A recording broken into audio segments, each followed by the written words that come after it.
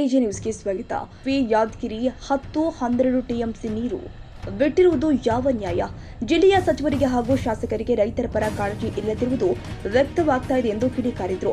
ಕೂಡಲೇ ರಾಜ್ಯ ಸರ್ಕಾರ ಎಚ್ಚೆತ್ತುಕೊಂಡು ನೆರೆಯ ಮಹಾರಾಷ್ಟ್ರ ಸರ್ಕಾರದ ಕಳೆದ 10 ದಿನಗಳಿಂದ ಜಲಾಶಯದಿಂದ ಮುಖ್ಯಮಂತ್ರಿ ನೀರಾವರಿ ಸಚಿವರ ಜೊತೆ ಕಾಲುವೆಗಳಿಗೆ ನೀರು ಬಿಡುವುದನ್ನು ಮಾತನಾಡಿ ಕೊಯ್ನಾ ಜಲಾಶಯದಿಂದ ಸ್ಥಗಿತಗೊಳಿಸಲಾಗಿದೆ.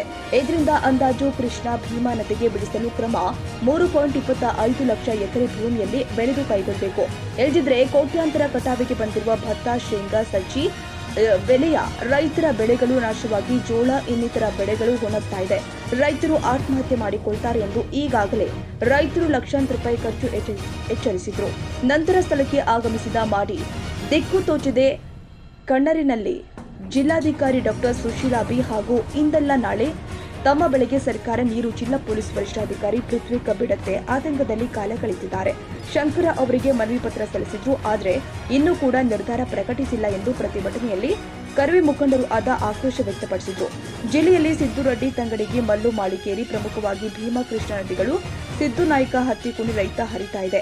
ಆದರೂ ರೈತರು ಪ್ರತಿ ವರ್ಷ ಸಂಘಟನೆಯ ಚಂದ್ರಕಲಾ ಹಿಂಗಾರು ಬೆಳೆಗಳನ್ನು ತೆಗೆದುಕೊಳ್ಳಲು ದಾವಲ ಸಾಬ್ ನದಾಫ್, ಮಲಕಣ್ಣ ಚಿಂತಿ ನೀರಿನ ಸಮಸ್ಯೆ ಎದುರಿಸುತ್ತಾ ಅಪಾರ ನಷ್ಟ ರಂಗನಾಥ ದೊರೆ, ಭೀಮರೆಡ್ಡಿ, ಕೊಂಗಂಡಿ ಅನುಭವಿಸ್ತಾ ಇದ್ದಾರೆ. ಇದರಿಂದ ರೈತರಿಗೆ ಫಕೀರ್ ಅಹಮದ್ ಜಾನುವಾರುಗಳಿಗೆ ಬದುಕು ಸಾಗಿಸಲು ಭೀಮಣ್ಣ, ಟಫೇದಾರ್, ಶರಣಗೌಡ ತಳ್ಳಳ್ಳಿ ಹರಸಾಹಸ ಪಡುವಂತಹ ಸ್ಥಿತಿ ನಿರ್ಮಾಣವಾಗಿದೆ. ಮಲ್ಲಣ್ಣ, ಶೆಟ್ಟಿಗೇರ, ಪಂಪಣ್ಣ ಹೊಸ್ಕೇರ ಇಂತಹ ಸಮಯದಲ್ಲಿ ಬಸವಸಾಗರ, ಗುಂಡಪ್ಪ, ಕಲಬುರಗಿ ಸೇರಿ ಸಹಸ್ರಾರು ಜಲಾಶಯದಿಂದ ಕೆಲ ದಿನಗಳ ಹಿಂದೆ ಕಾರ್ಯಕರ್ತರು, ರೈತರು ಭಾಗಿಯಾಗಿದ್ದು, ತೆಲಂಗಾಣ ರಾಜ್ಯಕ್ಕೆ ಕೃಷ್ಣಾ ನದಿ ಮೂಲಕ ಕಳೆದ 1 ವಾರದಿಂದ ಸಹೋದರಿ ಮಾಯಾ ಎಸ್ ನಾಯಕ ಜಿಲ್ಲೆಯ ನಾನಾ ಭಾಗದಲ್ಲಿ ಮಾತನಾಡಿ ನಾರಾಯಣಪುರದ ಬಸವಸಾಗರ ಜಲಾಶಯದಿಂದ ಬಲದಂಡೆ, ಎಡದಂಡೆ ಜಲಾಶಯದ ನೀರನ್ನೇ ನಂಬಿ ಜಿಲ್ಲೆಯ ಕಾಲುವೆಗಳ ರೈತರ ಬೆಳೆಗೆ ನೀರು ಬಿಡಲು ಸುರಪುರ, ಹುಣಸಗಿ, ಶಹಾಪುರ, ವಡಗೇರ ಹೋರಾಟಗಳು ನಡೀತಾ ಇದ್ದು, ಬುಧವಾರ ಯಾದಗಿರಿ ತಾಲೂಕಿನ ರೈತರು ಬೆಳೆಗಳನ್ನ ಕನ್ನಡ ಪರ, ದಲಿತ ಪರ ಬೆಳೆದು ಬದುಕು ಸಾಗಿಸ್ತಾ ಇದ್ದಾರೆ. ಆದರೆ ಸಂಘಟನೆಗಳು ಹಾಗೂ ಇನ್ನಿತರ ಜನಪರ ಸಂಘಟನೆಗಳು ಪ್ರತಿಭಟನೆ ಹೋರಾಟಗಳು ನಡೆಸುತ್ತಾ ಇವೆ. ಅದು ಇಂದು ಯಾದಗಿರಿ ಜಿಲ್ಲಾ ಕೇಂದ್ರ ಬಂದ್ ಚಳವಳಿಗೆ ಕರೆ ಕೊಟ್ಟಿದ್ರು. ಅದು ಶಾಂತಿಯುತವಾಗಿ ಯಶಸ್ವಿಯಾಗಿದೆ. ಈ ಮೊದಲೇ ನಗರದಲ್ಲಿ ಸಂಘಟನೆಗಳ ಪದಾಧಿಕಾರಿಗಳು ರೈತರ ಪರ ನಡೆಸ್ತಾ ಇರುವ ಬಂದ್ಗೆ ಎಲ್ಲರೂ ಕೂಡ ಸಹಕರಿಸಬೇಕು ಅಂತ ಮನವಿ ಮಾಡಿದ ಹಿನ್ನೆಲೆ ಎಲ್ಲ ಅಂಗಡಿ ಮುಂಗಟ್ಟುಗಳನ್ನು ಸ್ವಯಂ ಪ್ರೇರಿತವಾಗಿ ಬಂದ್ ಮಾಡುವ ಮೂಲಕ ಯಶಸ್ವಿಗೆ ಸಹಕರಿಸಿರುವುದು ಕಂಡುಬಂದಿದೆ. ಸರ್ವ ಸಂಘಟನೆಗಳ ಪದಾಧಿಕಾರಿಗಳು ಹಾಗೂ ಕಾರ್ಯಕರ್ತರು ನಗರದ ನೇತಾಜಿ ವೃತ್ತದಲ್ಲಿ ಸೇರಿದ್ದಾರೆ. ಇದರಿಂದ 2-3 ಗಂಟೆಗಳ ಕಾಲ ರಸ್ತೆ ಬಂದ್ ಆಗಿ ವಾಹನ ಸಂಚಾರ ಸ್ಥಗಿತವೂ ಕೂಡಗೊಂಡಿದೆ.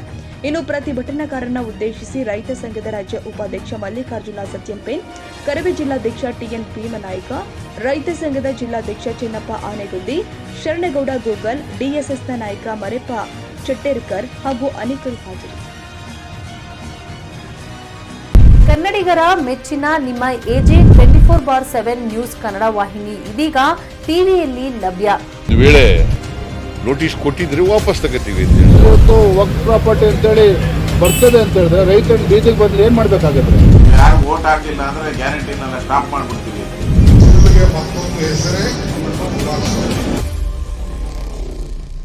ಕರ್ನಾಟಕ ಮತ್ತು ದೇಶ ವಿದೇಶ 360 ಡಿಗ್ರಿ ಸುದ್ದಿ ಹಾಗೂ ಉತ್ತರ ಕರ್ನಾಟಕ, ಬೆಳಗಾವಿ, ಬಾಗಲಕೋಟೆ, ಧಾರವಾಡ, ಹಾವೇರಿ, ಗದಗ, ಬಿಜಾಪುರ ಜಿಲ್ಲೆಯ ಕ್ಷಣದ ವಿವರವನ್ನ ಪಡೆಯುವುದಕ್ಕೆ ಎಜೆ 24/7 ನ್ಯೂಸ್ ಕನ್ನಡ ವಾಹಿನಿಯನ್ನ ಲೈಕ್ ಮಾಡಿ, ವಿಡಿಯೋಗಳನ್ನ ಶೇರ್ ಮಾಡಿ, ಕಮೆಂಟ್ ಮಾಡುವ ಮೂಲಕ ನಮ್ಮ ವಾಹಿನಿಗೆ ಸಹಕಾರ ನೀಡಿ ಮತ್ತು ಚಾನೆಲ್ ಅನ್ನ ಸಬ್ಸ್ಕ್ರೈಬ್ ಮಾಡಿ.